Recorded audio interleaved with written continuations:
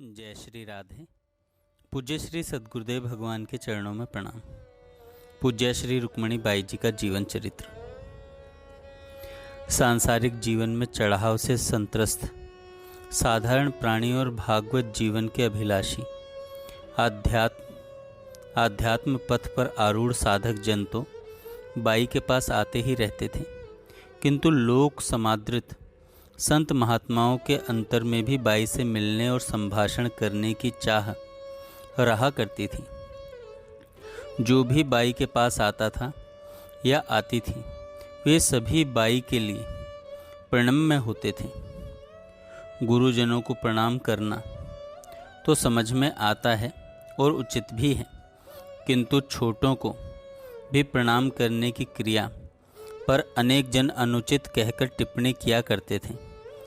जित देखूं तित श्याम मई है।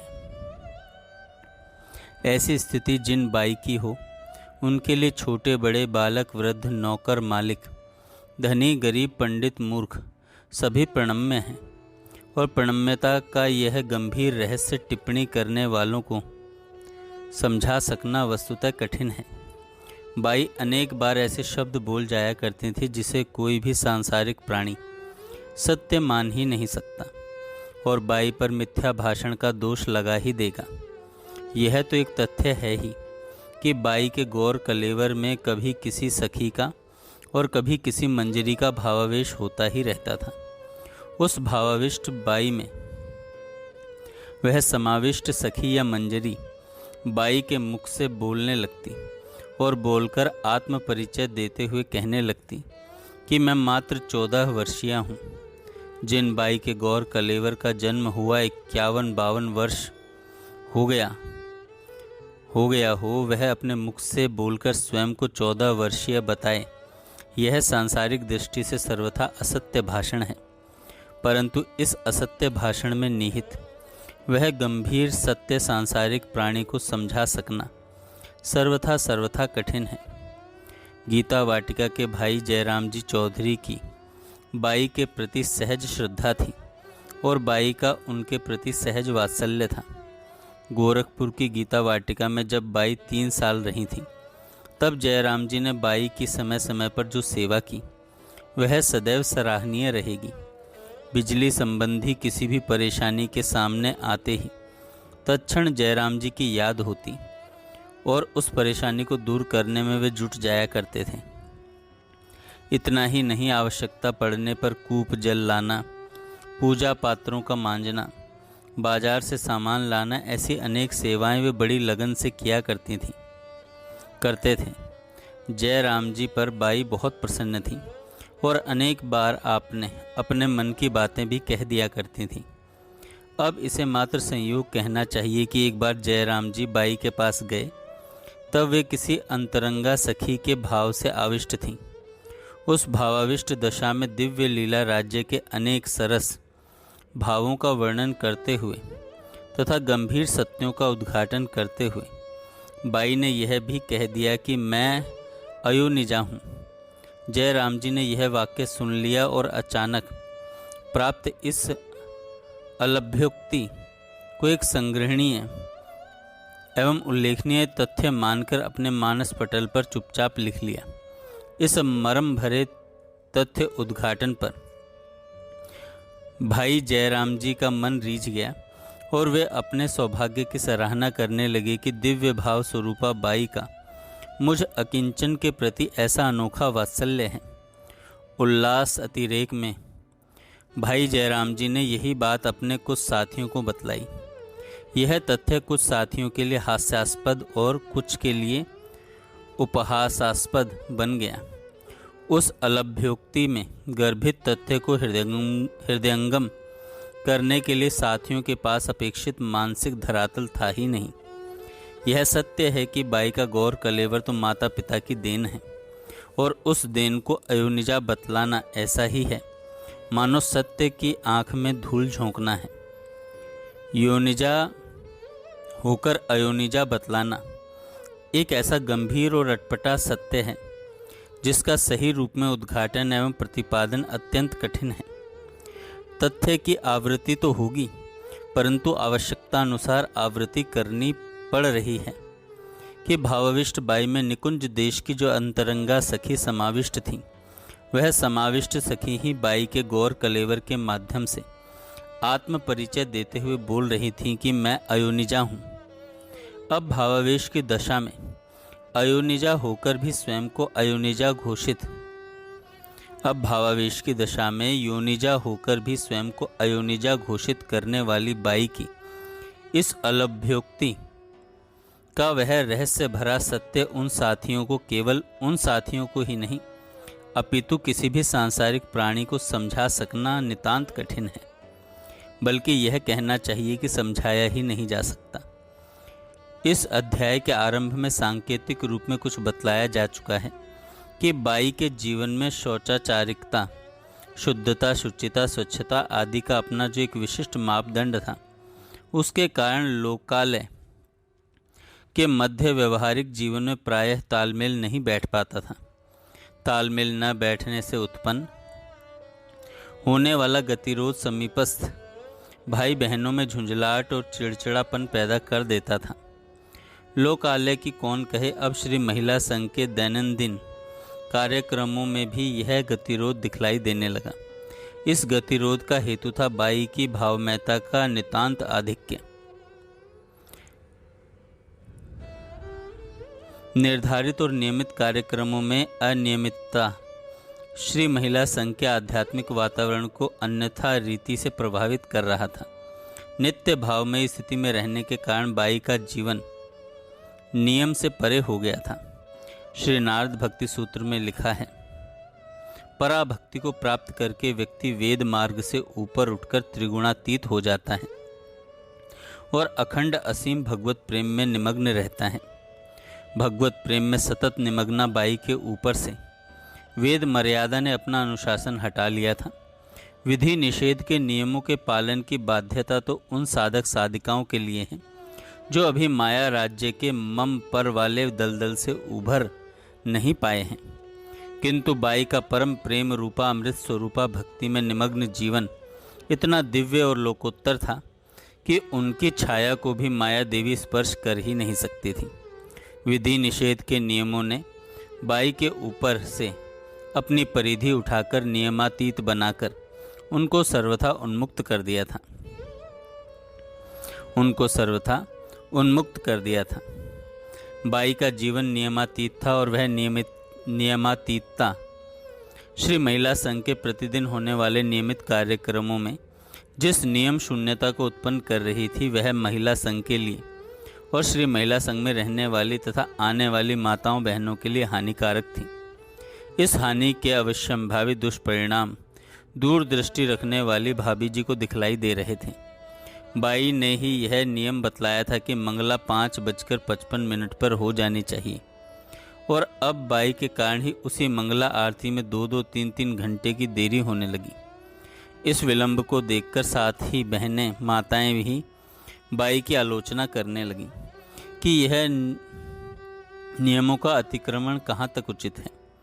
मंगला आरती में जो नियमों का उल्लंघन हो रहा था वह तो वस्तु स्थिति को समझाने के लिए एक उदाहरण मात्र है। अब तो नियम उल्लंघन के अनेक प्रसंग आते ही रहते थे।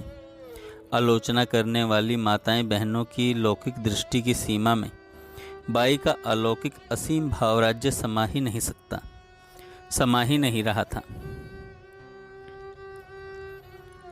श्री महिला संघ की परम हितैषिणी भाभी जी का चिंतन यदि व्यवहारिक स्तर को लेकर था तो इससे सर्वथा भिन्न चिंतन था बाई का आध्यात्मिक उद्देश्य को लेकर। बाई की महत्वाकांक्षा थी कि मैं जन जन को श्री प्रिया प्रियतम का नित्य पार्षद तत्व प्रदान करवा दूं और सबके हृदय में भगवत प्रेम का सागर लहरा उठे। इसी उद्देश्य की सिद्धि के लिए बाई ने लोगों को भिन्न भिन्न लीला राज्य परक नाम दिए थे और भाव संबंध स्थापित करवाए। इतना होकर भी बाई की महत्वाकांक्षा एक स्वप्न ही बनी रही। महत्वाकांक्षा की चरितार्थता न देखकर बाई के मन में कम कष्ट नहीं होता था और वे अपनी व्यथा की अभिव्यक्ति कभी कभी भाभी जी के सामने करती थी। यही व्यथा तो भाभी जी के मन में भी थी। भाभी जी और बाई की व्यथा के कारण भले भिन्न भिन्न हों, परंतु बाई की व्यथा से और अधिक व्यथित होकर भाभी जी ने बाई से कहा, बाई तू तो चाहती है कि तेरा भाव राज्य श्री महिला संघ में उतर आए और यहाँ रहने वाली और सेवा करने वाली एक एक बहन में प्रिया प्रियतम के निकुंज देश की किसी सखी मंजरी अनुचरी का अवतरण हो जाए। तेरी यह चाहना हर प्रकार से सराहनीय है, परंतु जगत के लोग अपनी चाल से ही चलते रहते हैं और चलेंगे। तुम जनी जनी से इतनी अधिक माथापच्ची करती हो, पर क्या मनचाहा फल सामने आ रहा है? इसके अलावा तुम्हारा शरीर इतनी माथापच्ची सहन नहीं कर पा रहा है। तू अपनी ओर एक बार देख तो सही। 14 घंटे बैठकर समझाने से तेरे शरीर की क्या हालत हो गई है। पता नहीं किस किस की बीमारी लेकर तू पहले ही तूने इस शरीर को रोगों का घर बना दिया है। ऊपर से जल की बूंदें पिए बिना रात के 2 बजते हैं। श्री भाई जी और पूज्य बाबा ने अपनी अमूल्य निधि मुझे इसलिए थोड़े ही सौंपी थी कि तेरे शरीर की दुर्दशा हो। तेरे से हाथ जोड़कर मेरी प्रार्थना है, तू व्यवहारिक जगत से सर्वथा हट जा। अब व्यवहारिक जगत की सेवा पूजा संबंधी सारी व्यवस्था हम लोगों के हाथ में सौंप दे। तेरे बताए अनुसार करवाने की हम लोग पूरी चेष्टा करेंगी। भाभी जी की दर्द भरी पुकार यह पागल पुकार अपितु कहना चाहिए ममता भरी मनोहार का बाई के मन पर असर हुआ। बाई ने भाभी जी से कहा, भाभी जी मैं आपकी बात समझ रही हूँ। आप यह न सोचें कि मेरे मन में आपके प्रति किसी प्रकार का उपेक्षा भाव है, परंतु मैं क्या करूँ, मैं लाचार हूँ। मैं मेरे अधीन नहीं हूँ, आप जानती हैं। मेरा जीवन उनके हाथ में है, जैसा वे चलाते हैं वैसे ही मुझे चलाना पड़ता है। भाभी जी भी बाई की विवशता को समझ रही थी और बाई के कथन की सत्यता को प्रमाणित करने के लिए श्री भाई जी के शब्दों को दोहराते हुए भाभी जी ने कहा, भाई जी ने तो तेरे बारे में मुझे पहले ही कह दिया था कि आगे चलकर इसके भावों की विचित्रता जगत समझ ही नहीं सकेगा। श्री प्रिया प्रियतम से होने वाली परम प्रियता जगत के लिए समझ में न आने वाली बात बनकर टिप्पणी और अब चर्चा का विषय बन जाएगी। यहाँ तक कि नासमझी के कारण लोग इसमें दोष देखने लगेंगे।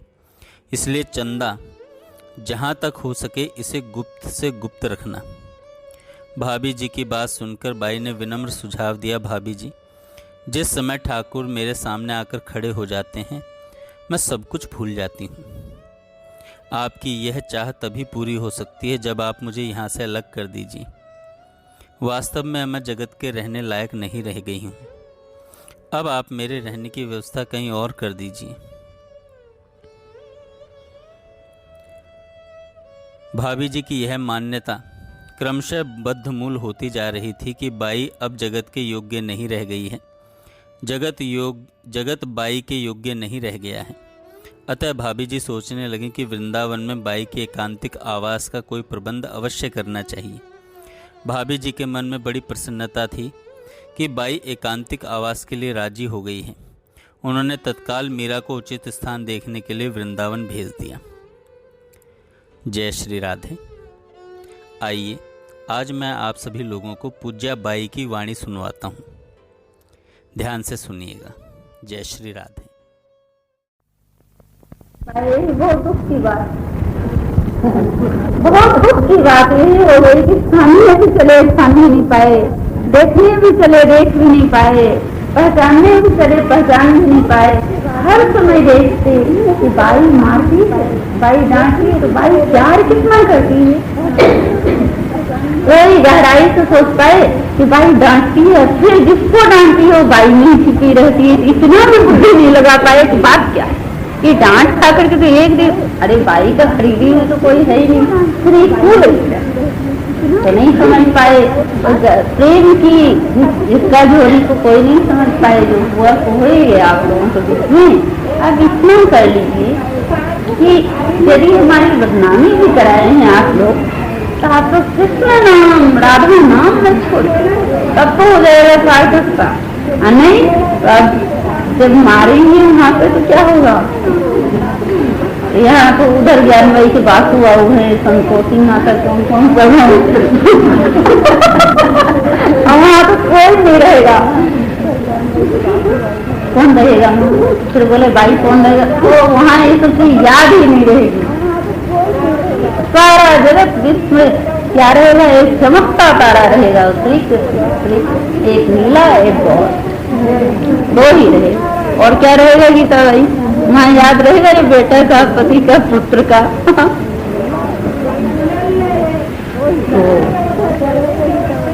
एक बुढ़िया माई हमेशा सोचती थी कैसा होता है बोलो, कैसा होता है वैकुंठ, समझ में ही नहीं आता। आज करिए एक बार देख आते फिर आ जाते यहाँ तो बड़ा अच्छा रहता। वो ये सोच अब वैकुंठ के लिए, गोलोक के लिए साफ लिखा है कि जाने वाला लौटता नहीं, ब्रह्म लोक तक का तो लौट आता है, लेकिन वैकुंठ बुढ़िया माई ये सुनी सत्संग में जाए कि लौटता नहीं है, तो उसकी ममता इतना साथ बेटा पोता में थी, 5 बड़ी सुन रही हो। अच्छा ऐसी है, कोई बात नहीं, तुम्हारी आत्मा सुन रही है। अब बुढ़िया सोचे कि हे भगवान चले जाएंगे तो फिर लौटेंगे नहीं तो कहेंगे कैसे आके, कहने से तो ठीक है। एक दिन वो सो गई तो सपना में यही वैकुंठ तो गई तो जय विजय बोला कि बुढ़िया तू बहुत तेज है, तुमको हम अंदर नहीं जाने देंगे। बोले क्यों? बोले यहाँ लक्ष्मी नारायण का निवास है। बोले भैया चाहे जो हो गए तुमको देखने की शौक बहुत है, देखूंगी। बोले चल, गई अंदर गई सुमित्रा बाई तो नाग देखकर मुँह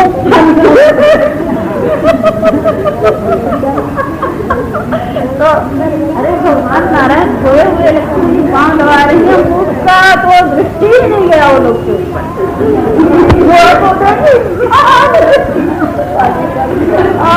दरवाजे से भागी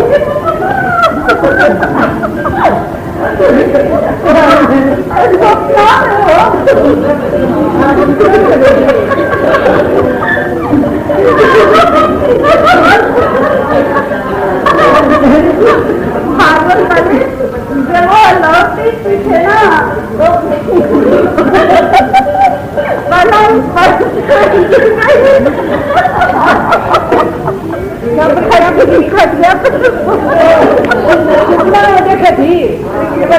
लोट का ही न खटिया से ऊपर से कूद करके उछल करके गिर गए लोग, बहू बेटा पोता सब कोई पहुंचा। जाके बोला माँ जी क्या हुआ? बोले हफ्ते निकल रहे बोले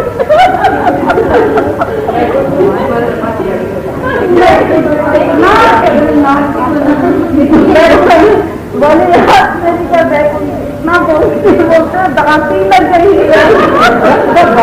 है भी तो ही ना, है भी तो ही ना, देख कर गए देता है मुंह में पानी, आँख खोलती है। बोले क्या हुआ दादी? बोले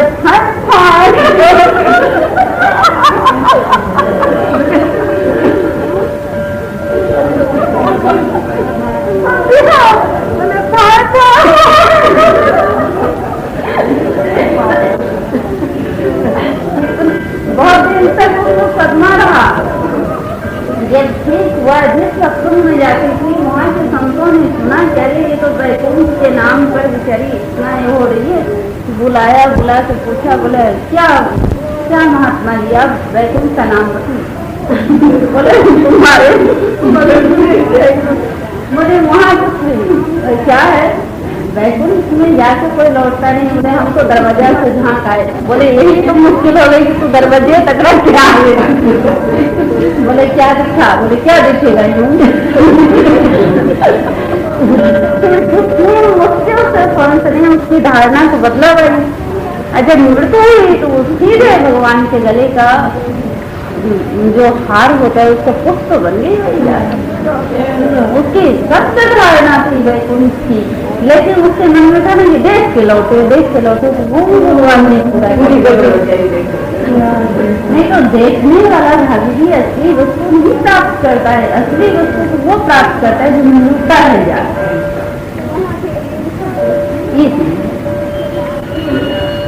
तो ये तो आप लोग को हंसा दिए बोलो बरसाने वाली की जय, मुजराज कुमार की जय, बोलो श्री कृष्ण कन्हैया लाल की जय। यहाँ पहाड़ी महीना था तो कोई भी आता तो वो सिखला रखी थी, आओ जी बैठो जी आपका स्वागत है, बोलिए आपका क्या सेवा करें। इतना हो बोल। कौन सिखाया था? माता जी। तो कोई भी आता है तो लोग खुश हो जाता है उसको यहाँ आ करके, बोले कि बेटा वाली के यहाँ जा करके नहीं सुख मिला, पति वाली के यहाँ जा करके नहीं सुख मिला, धन वाली के यहाँ जाकर सुख नहीं मिला, यहाँ आकर के तो पहले ही हृदय में अमृत आ जाता है। बोले ठीक है।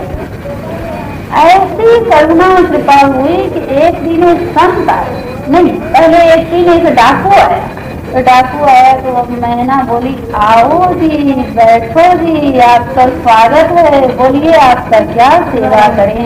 तो डाकू बोला अरे ये तो हमको पहचान रही है, इसी को मार डालो। समझो, मैं डाकू ने निकाला तलवार निकाला मैना को मारने के। मैना बोली हमको क्यों मारते हो, हम क्या तुम्हारा बिगाड़ते हैं, हमारी आत्मा तो परमात्मा में मिल जाएगी, पाप तुमको लग जाएगी। आपको उसकी बोली सुनकर के डाकू कांपने लगा। बोले तुम बोलो कि तुमको ये सब किसने सिखलाया, तो हम उसको मारेंगे। वो बोले गुरु का नाम बतावे वो जाए नरक, गुरु का नाम बतावे वो जाए नरक। उसको डाकू को आया तलवार खींच लिया, बोला हम इसको मारेंगे। जैसे डाकू ने तलवार खींचा वैसे भगवान रामचंद्र वहाँ प्रकट हो। भगवान राम के प्रकाश को देख करके डाकू का हाथ कांपने लगा, दर्शन नहीं हुआ प्रकाश, और डाकू का हाथ कांपने लगा, तलवार गिर गया, बुढ़िया माई के शरणापन हो गया। बोले माँ तू सही सही बता कि ये जो मैना है इसको तो कहाँ से लाई। बुढ़िया ने डरते हुए कहा, बोले बेटा मैना तुम्हारा, तुम ले जाओ इसको। भयभीत हो गई। मैना ने कहा हे माँ मुझे क्यों डाकू के हवाले कर रही, परमात्मा तुम्हारा भला करेगा, तुम परमात्मा की ओर देख करके भय खाओ, मुझे डाकू के हवाले मत करो। भगवान राम ने कहा मैना तू भय मत खा, ये डाकू सबसे साधु बनेगा। सही में वो डाकू उसी समय साधु हो गया, नहीं रहने लगा, मान करके बुराई सारी छोड़ दी, धन सारे लुटा दिए। बोला बुढ़िया माई को कि तू धन ले लेना। मैना बोले हम धन नहीं लेंगे, हम लोग धन नहीं लेंगे, हम लोग तो लुखी रोटी खाएंगे, साग सब्जी खाएंगे, चना जमाएंगे, गंगाजल पान करेंगे और राम राम करेंगे। देखे घटना मैना का शब्द सुन करके डाकू ने अपना गिरोह छोड़ दिया, धन लुटा दिया, साधु हो गया। और वही बुढ़िया के पास मांग करके लाता, सुनो जी ध्यान से, मांग करके लाता और जाकर के साधु खाता, बुढ़िया खाती और मैना को भी डालता था। मैना रोज ही कहता ओ हमारे मैंने कहा, डाकू को हमारे कहा जाता है, डाकू शब्द मुंह से नहीं लेना चाहिए, नाथ का नाम लोग नहीं लेता। तो बोले ओ हमारे राम ने तुमको साधु बनाया है, राम ने तुमको साधु बनाया है, एक दिन साधु, एक सच्चा साधु दरबारी। तो फिर मैना बोली आइए बैठिए आपका स्वागत है, बोलिए हम आपका क्या सेवा करें। वो साधु ने कहा कि राम राम जय राम जय राम श्री राम, यही हमारी सेवा करो। अब वो जो पहाड़ी मैना थी वो निरंतर भगवान का नाम लेने, अब वो छोड़ दी कहना आइए बैठिए करें, ये सब कहना छोड़ दी, क्या कहने लगे जय राम जय राम श्री राम, यही उसका मंत्र हो गया। अब जब वो निरंतर भगवान का नाम लेने लगी, निरंतर भगवान का नाम लेने लगी, तो साधु संतों का गिरोह आने लगा वहाँ मैना का सत्संग कर। तो मैना किसी से कुछ ना बोले कि वो सिर झुका ले, जय राम जय जय राम जय राम श्री राम, सब बोलिए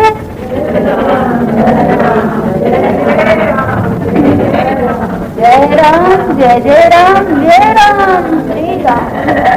और ये नाम लेने लगी, जब वो ये नाम लेने लगी तो उसके पास पंखों का द्रोह आने लगा। 23 वर्ष व्यतीत करके बाद में वो मैना का जब शरीर छूटने का समय आया भाभी जी, उस समय उसके मुंह खुले, अब खोल करके कहा कि डाकू भी जब साधु हो सकता है, इतना ही बोली। जिस राम की कृपा से डाकू भी साधु हो सकता है, वो राम को कभी मत भूलना। ये और यह कह करके बट तो मैना अपना प्राण विसर्जन कर दी और बुढ़िया रोने लगी। वो जो साधु बना था डाकू, उसने कहा कि माँ इसका समय पूरा हो गया तो मैं हूँ ना तेरे पास। बोले अब तो तुम कहाँ।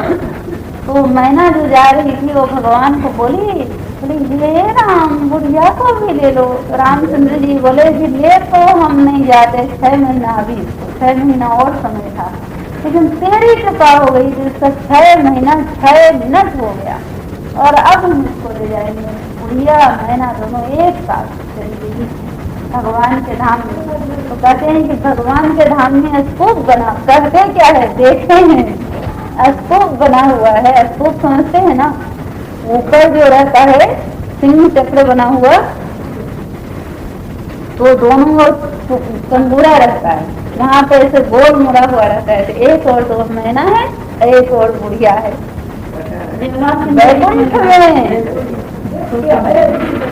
वैकुंठ में। वही वह स्तूप जो है जब मन होता है तो स्तुति करने लगता है, जब मन होता है तो गुणगान करने लगता है। बुढ़िया मैना दोनों का संग अक्षण बना हुआ है। ये सारे यदि जीवन मिला है तो क्या जितने जन का हमने नाम लिया है सबके सब ऐसा बनो। जब डाकू भी साधु हो सकता है तो तुम लोग तो सबके सब भक्त हो। वृंदावन बिहारी लाल की जय, बोलो बरसाने वाली की जय, बोलिए कालिए दमन बिहारी लाल की जय,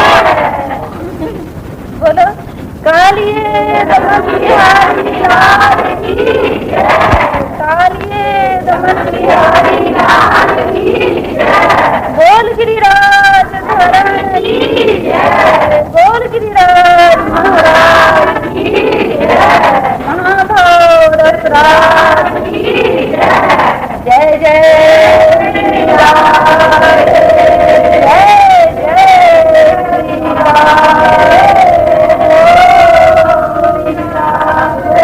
बोल बरसाने वाली की जय, बोलो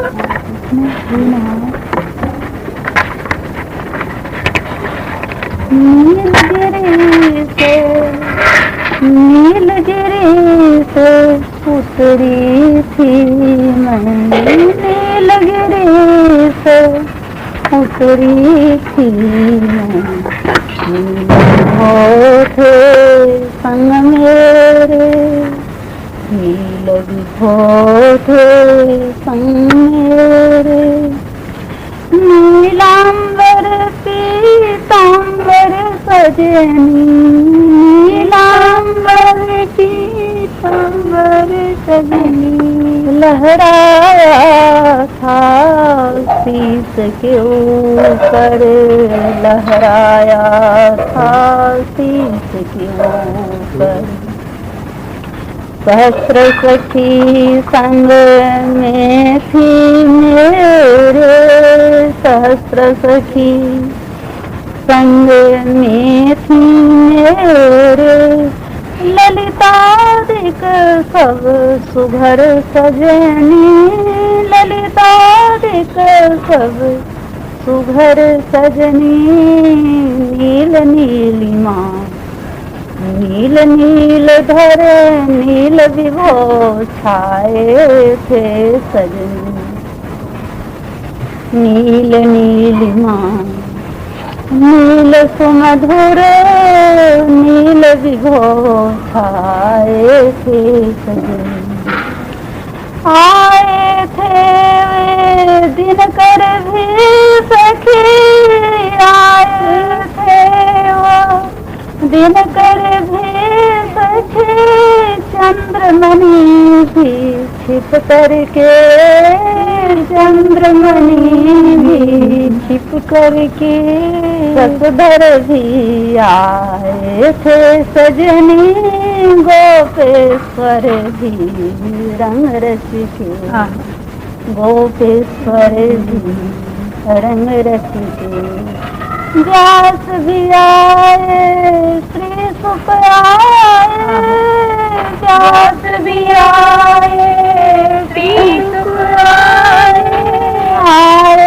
सखी प्रभाकर भी आए, सखी प्रभाकर भी आए, तो आए ही सखी आए, मेरे नट नागर भी आए थे, आए तो आए थे सखी आए, मेरे नट नागर भी, समझ न सकी मैं भोली भाली, समझ न सकी मैं भोली भाली, सब रंगों में यही थे, सब रंगों में यही थे, दीवा नहीं थी रात्रि, छाए प्रियतम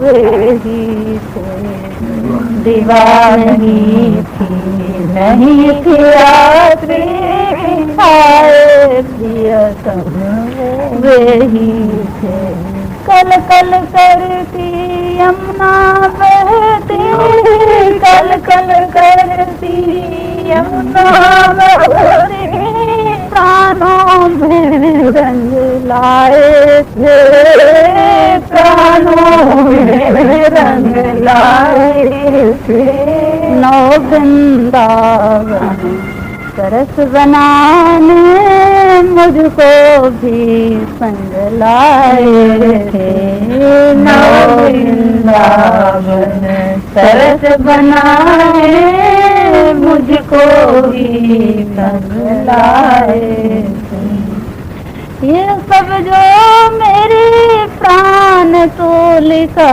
इसमें भी रंग उन्हीं का है, ये सब जो मेरी प्राण तोलिका, इसमें भी रंग उन्हीं का है, मेरे अंदर उल्लास सहित आनंद भरित हरि उनका है, भोली हूँ मैं सरला हूँ मैं, इसीलिए मैं रोती हूँ, भोली हूँ मैं सरला हूँ मैं, इसीलिए मैं रोती हूँ, खेल उनका समझ न पाती, इसीलिए यूँ खोती हूँ, खेल में उनका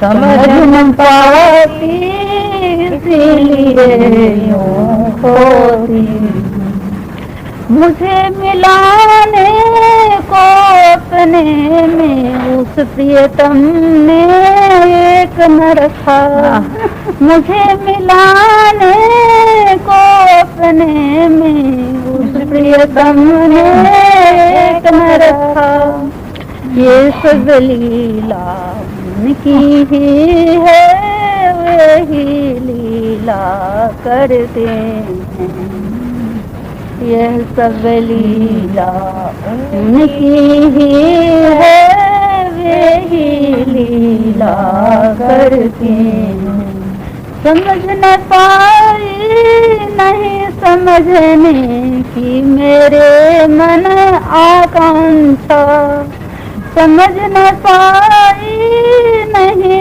समझने की मेरे मन आकांक्षा। वे प्रियतम जैसे करवाए मैं पुतली उनके करती। वे प्रियतम जैसे करवाए मैं पुतली उनके कर। गीत गवावे कटु बुलवावे और कहलाए मधुर वचन। गीत गवावे बुलवावे और करवाए मधुर वचन। नाच नचावे हंसे हंसावे गावे सजनी थनन थनन। गावे हंसे हंसावे प्रियतम और नचावे थनन थनन। सुग्गा नहीं जानता कुछ भी अर्थ बोलता राधे श्याम।